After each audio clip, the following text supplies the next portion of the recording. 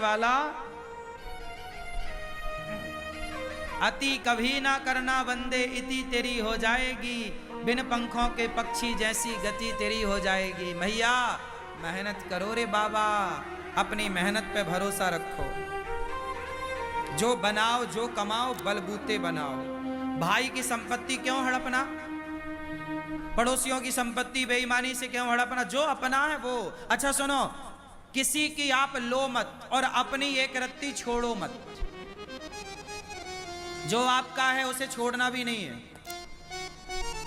ऐसा नहीं कि तुम्हारे घर में कोई कब्जा कर, काहे कर लेगा भैया कब्जा, मारो केस करो। दुर्योधन ने कब्जा कर लिया पांडवों के घर में, तो बाद में महाभारत हुआ। फिर काहे कब्जा करेगा भैया, तेरे बाप का है। अपना किसी का देखो, किसी का लो मत, किसी का 1 रुपए मत लो और अपना 1 रुपए मत छोड़ो। बात समझ में आई।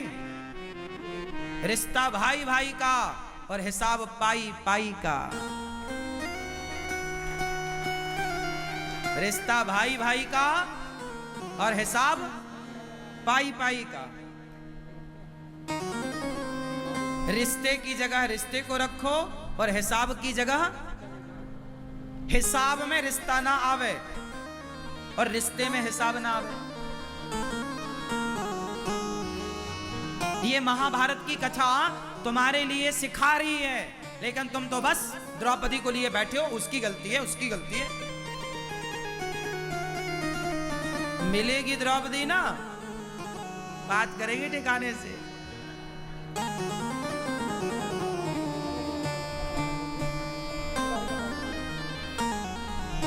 क्यों भैया, चश्मा वाले भैया सही है, किसकी गलती है, धृतराष्ट्र की है, बंटवारा क्यों नहीं किया।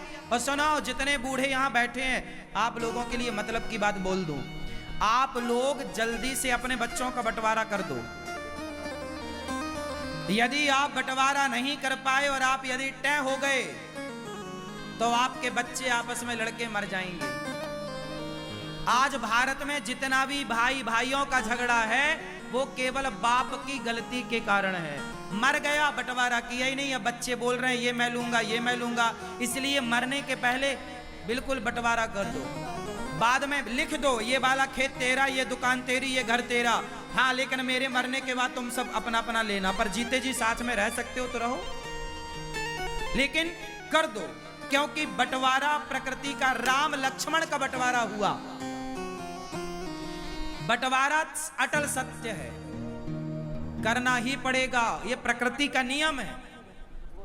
आज नहीं कल, कल नहीं, जीते जी भाई दोनों भाई लड़कर के अलग हों, उससे अच्छा प्यार मोहब्बत से अलग हों, ताकि वो अलग होकर भी एक रह सकें। ऐसा भी बंटवारा क्या कि वो एक होकर के भी वो एक ना हो पाए। आज भाई भाई का दुश्मन बना है, देख लेना संसार में। भाई भाई के घर नहीं जाता, शादी हो रही है बड़े भैया की बेटी की, छोटा भाई नहीं जा रहा है, बड़े भाई ने बुलाया ही नहीं। छोटे भाई के बेटे का ब्याह है, बड़ा भैया नहीं जा, सारा संसार आ रहा है, सारे रसगुल्ले खा रहे हैं, पर सगा भाई नहीं आ रहा है। क्यों, क्या मुद्दा था, बंटवारा मुद्दा था।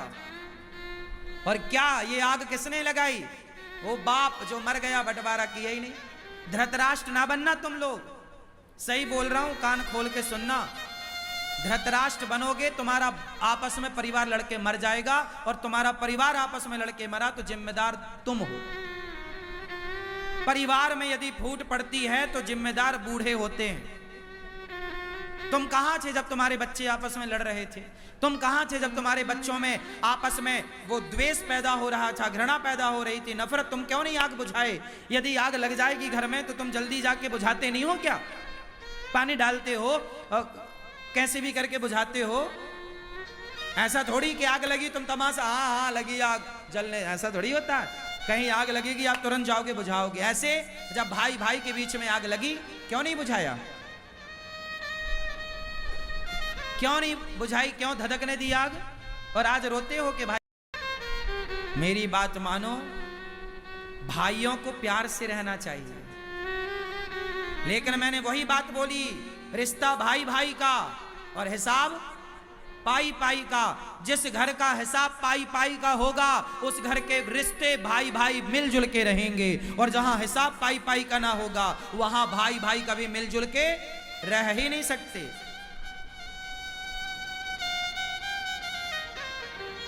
क्यों मैया, सही है कि गलत है? सास क्या करती है?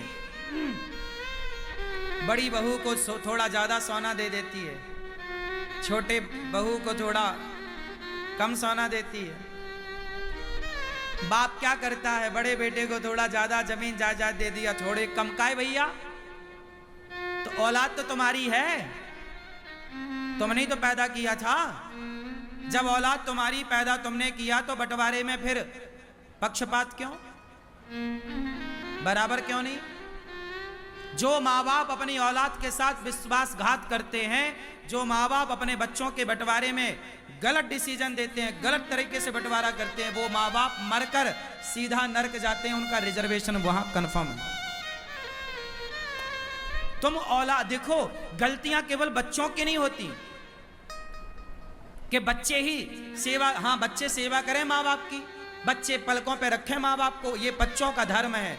लेकिन माँ बाप का भी तो कुछ धर्म होता होगा। माँ बाप का धर्म यह है कि तुम बच्चों के साथ कोई पक्षपात ना करो, कोई पक्षपात नहीं। बंटवारा है तो दो। पहले के राजा लोग भी ऐसे ही करते थे, अपने राज्य के दो टुकड़े करते थे, एक हिस्सा एक बेटे को, दूसरा हिस्सा दूसरे बेटे को राजा। अब देखो राम जी ने, पिता चले गए ना तो राम जी ने बंटवारा किया। भाई बाप मर जाएगा तो बड़े भाई पिता की तरह होता है। यदि बाप किसी का मर जाए तो बड़ा भाई बंटवारा करे, 1 रुपया ज्यादा ना रखे भाई का। बड़ा भाई बाप बन के बंटवारा राम जी ने किया। मथुरा का राजा शत्रुघ्न जी को बनाया,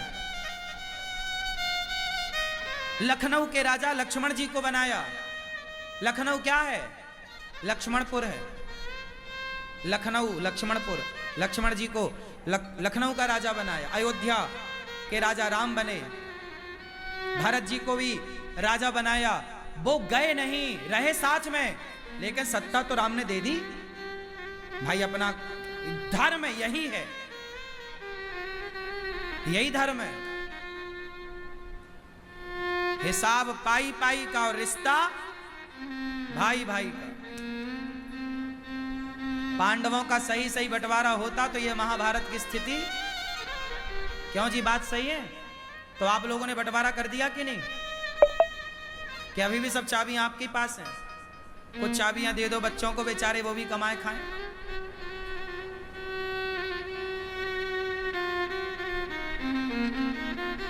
बच्चे कैसे हों?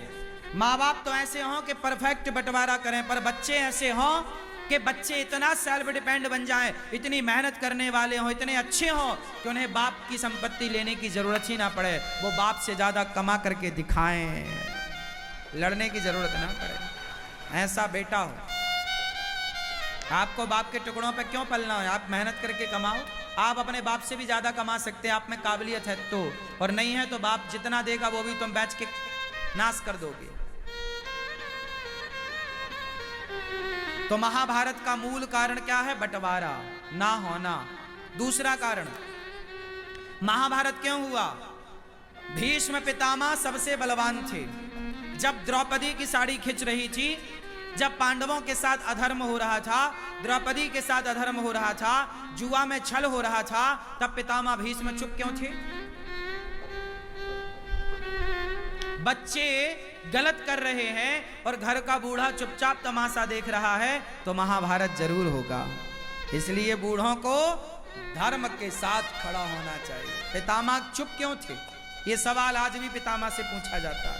पितामह, जब द्रौपदी की साड़ी खिंच रही थी आप चुप क्यों थे? क्यों नहीं 2 थप्पड़ जमाया, तलवार निकाल के काट देते? एक दुशासन को काट देते तो 99 कटने से बच जाते। एक को काट देते तो 99 बच जाते। एक को नहीं काटा तो 99 और कट गए। इसलिए क्या पितामह का धर्म नहीं था कि दुशासन का हाथ पकड़ के 4 थप्पड़ जमाते गाल में? क्यों रे मूर्ख, भाभी के कपड़े उतारेगा? बोलो। क्या पितामह बलवान नहीं थे? अरे पितामह को इच्छा मृत्यु का वरदान था। पितामह सबसे दिग्गज बलवान थे। अपने गुरु परशुराम जी को युद्ध में संतुष्ट किया। क्या लगता चूड़ फूक मारते ना दुशासन उड़ जाता। पितामह के सामने क्या बल था दुशासन का? बोला नहीं पितामह ने। महाभारत हुआ।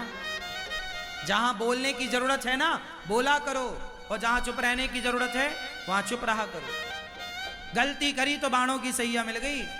हाँ तुम भले पितामह हो पर कर्म दंड भोगना पड़ेगा। चलो बाणों की सैया लो। ये दंड था। चुप रहने का तमाशा है और चुप रह लो। इसलिए चुप रहने की जरूरत नहीं है, बोलने की जरूरत है। कब तक चुप रहोगे? भारत का हिंदू चुपचाप बैठा है, इसलिए भारत के गांव के गांव आज हिंदुओं के कन्वर्ट हो गए और कोई मुस्लिम धर्म अपना रहा है, कोई क्रिश्चियन बनता जा रहा है। पूरा भारत धर्म परिवर्तन की आग में झुलस रहा है और सारा हिंदू समाज चुपचाप भीष्म पितामह की तरह तमाशा देखने बैठा है। क्या आज भारत में धर्म परिवर्तन नहीं हो रहा है? बोलो जोर से। हो रहा है, पर तुम बैठे तो हो पितामह की तरह। कौन बोल रहा है? तुम्हारे बगल का भाई जो हिंदू था, रामलाल था, अब वो क्रिश्चियन हो गया है। क्या कर रहे थे आप? तब भी द्रौपदी की साड़ी उतर रही थी और आज भी सनातन की साड़ी उतर रही है। तब भी पितामह चुप थे, आज भी सनातनी चुप है। कब बोलेगा भाई? कब बोलेगा? कहां बोलेगा? क्यों नहीं बोलेगा? आज भारत में करोड़ों, 1 लाख 2 लाख नहीं बोल रहा मैं, करोड़ों हिंदू क्रिश्चियन बन गए। ये बात सही है कि गलत है? गांव की गांव धर्म परिवर्तन हो गए। क्रिश्चियन जहां मंदिर थे वहां पर चर्च बन गई। गांवों में चर्च, हिंदुओं के गांव में चर्च बन गई। कहां थे आप? पितामह बन के बैठ। क्यों नहीं रोका? क्यों नहीं ये सरकारें बात करती इस बात पर? क्यों नहीं सरकारें एक्शन लेती? क्यों सरकार भी पितामह बन के बैठी है? चुपचाप बैठोगे महाभारत होगा। इसलिए पाप करना तो पाप है, पर पाप को देखना भी सबसे बड़ा पाप है।